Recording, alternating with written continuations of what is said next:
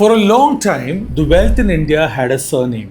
The Ambani, Birla, Bajaj, Tata, the names that carried weight, names that opened doors, and names that defined what it meant to be rich in India.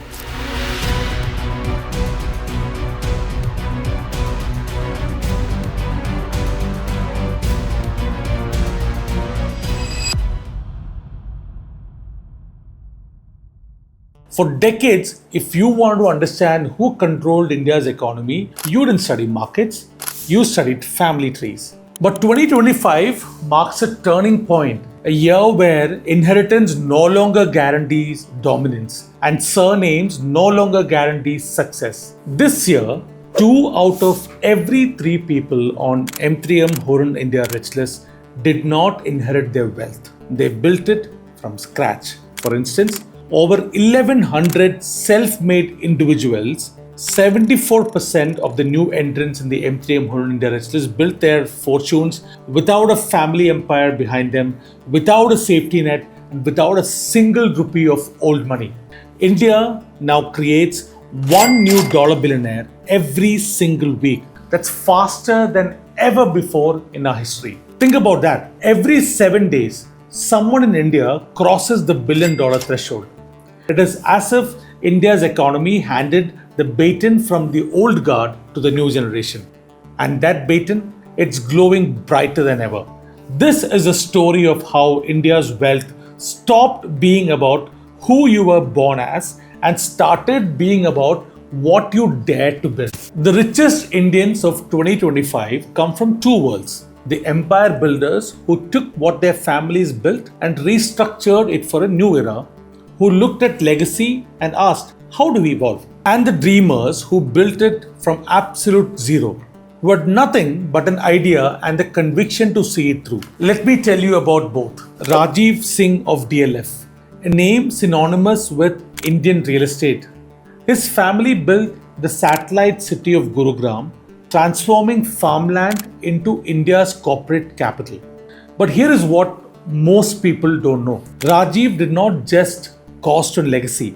He did not just maintain what was handed to him. He turned traditional real estate into institutional grade assets. He drove luxury development not just in Gurugram but across India, reimagining what Indian property could become in a globalized economy. That's legacy wealth, but evolved and reinvented and restructured for relevance. Now, in the same year, meet Alak Pandey and Prateek Maheshwari, 2 educators from Prayagraj. They became billionaires by doing something radical, making online learning affordable for small town India, for students whose parents could not afford expensive coaching, for kids who dreamed of IIT but lived in cities with no coaching centers. Physicswala became India's only profitable edtech unicorn. While others burnt cash, they built sustainably.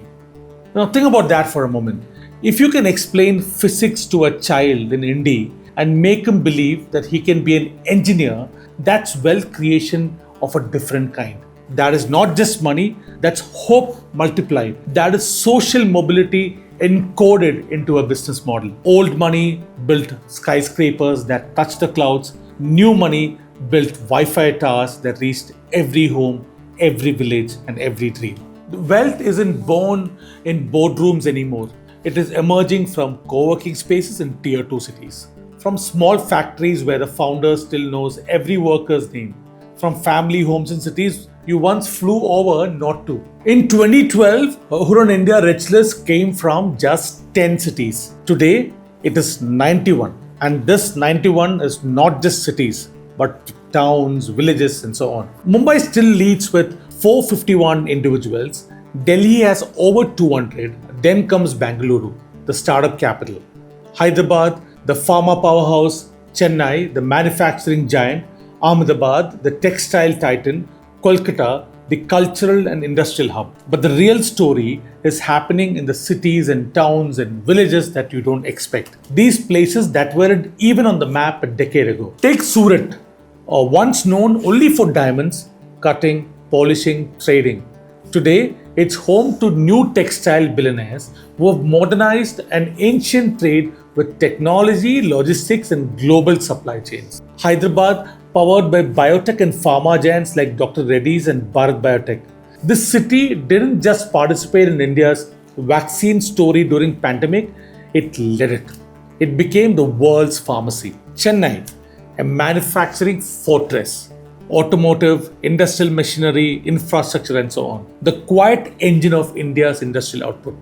Not flashy, not glamorous, but absolutely essential. Then there is billionaires like Arvind Srinivas, 31 years old, from Chennai, studied at IIT Delhi, went to the US for his PhD, and then co-founded Perplexity AI in San Francisco. You know that Google challenger that everyone in tech is talking about? The AI search engine that is rewriting how we find information? His company's valuation soared past 20 billion US in under 3 years. He is now one of the youngest Indians ever to feature in the M3M Hurun India Rich List. What changed? Ambition stopped asking for permission. Talent stopped waiting for validation. India's economy is like a cricket team. It's no longer 11 stars from Mumbai and Delhi. It's new talent rising from Ranchi, Rajkot, Udupi, and everywhere. While headlines chase unicorns and talk about the next big app, the real wealth wave of 2025 came from somewhere else entirely. From tangible industries, from things you can touch, feel, manufacture and ship. Pharma, chemicals, industrial products, jewelry. These are India's quiet powerhouses, building billionaires from the factory floor, not from the app store.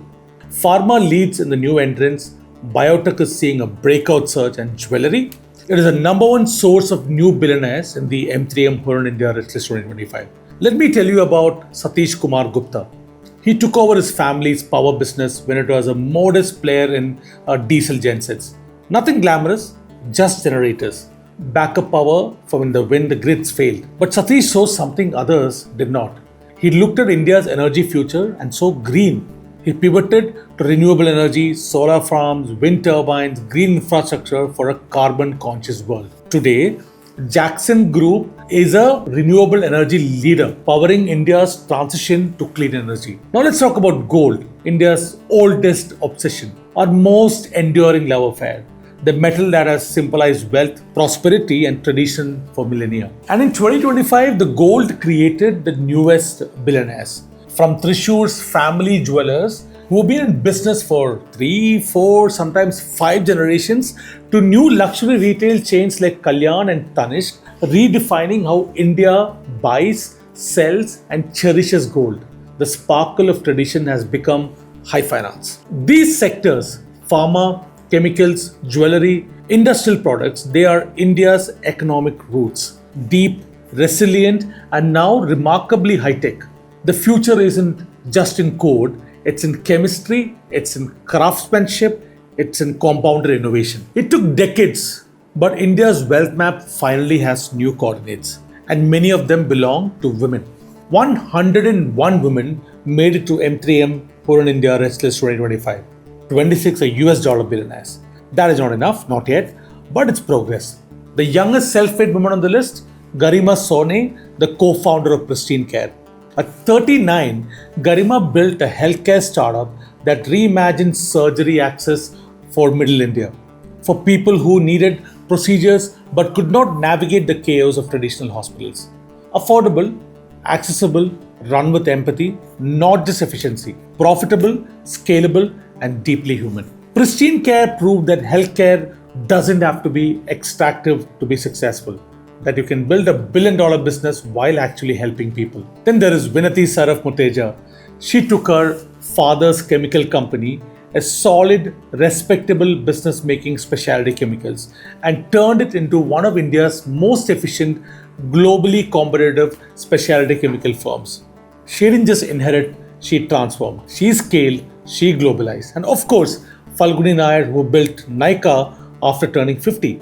After a full career in banking, after everyone's told her she was too late, too old, that e-commerce for beauty was saturated, she built it anyway. Because dreams do not have a deadline. Ambition does not come with an expiry date. And age is absolutely irrelevant when you have conviction. If India's economy was a marathon, women are the ones who joined late. Not by choice, but by circumstance. By systematic barriers.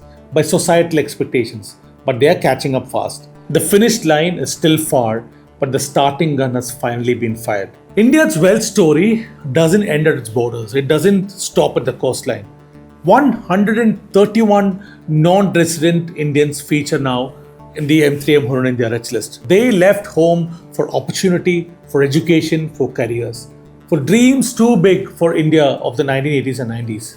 And now they send it back. Let me tell you about Jay Chowdhury. Born to a farmer in Himachal Pradesh, walked 4 kilometers to school every day, no car, no shortcuts, no privilege. Today, he's worth over 2.5 lakh crore rupees. He built Zscaler, a global cyber security empire that protects companies from cyber threats in a cloud-first world.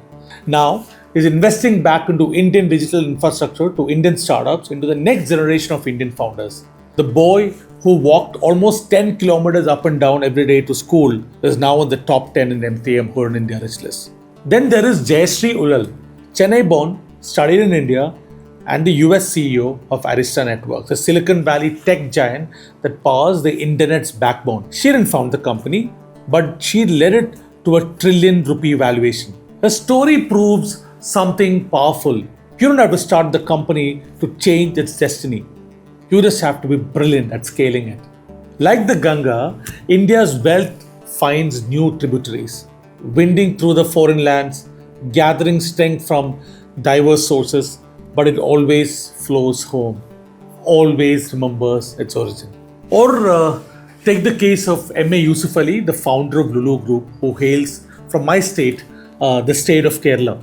One of the epitome stories of rags to riches story. He set up Lulu Group in the Middle East and has grown to become one of the largest retail chains in the world. He's not just the wealthiest entrepreneur from Kerala, he consistently features amongst the top philanthropists in the country. This to me is a great example of an Indian diaspora entrepreneur creating wealth outside of India but giving back to the country by way of philanthropy. These are not isolated success stories.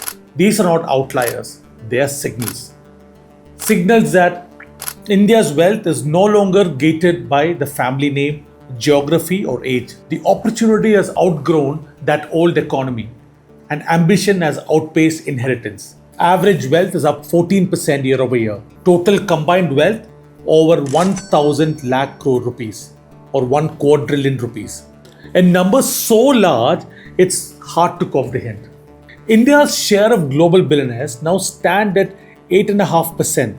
We are not just participating in the global wealth game, we are rewriting the rules. But beyond the numbers, there is something deeper happening. A mindset shift. A cultural transformation. India is starting to believe that the wealth isn't reserved for chosen few. That success isn't a birthright. That the game isn't rigged from birth. That if you have an idea, internet access, and a relentless drive, you have a shot. These are not isolated success stories, they are signals. Signals that the wealth in India has finally broken free from old equations of surname, geography, and inheritance. Let's look at the scale of the shift. 278 new entrants joined the Hurun India Richest 2025, the highest single-year jump in India's history. The average individual wealth rose by 14% year over year, despite a volatile global economy. India's total private wealth now exceeds rupees 1,000 lakh crores, that is 10 trillion, or over $12 trillion, representing 8.5% of the world's billionaires. The median age of new wealth creators is just 43 years compared to 65 2 decades ago. 91 cities, towns, villages now house the M3M Hurun India Richest entrants, up from only 10 cities a decade earlier. Tier 2 and Tier 3 cities account for nearly 1/3 of new entrants. A psychological shift where Indians no longer see success as something inherited, but something earned, built, engineered. The baton has been passed from inheritance to innovation, from legacy to leapfrog, from what you were given to what you dare to build. And the next decade, it won't just create billionaires, it will create believers.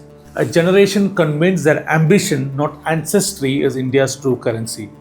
Because this unstoppable, decentralized, self-made momentum is India's real wealth engine. And it has only just started to roll.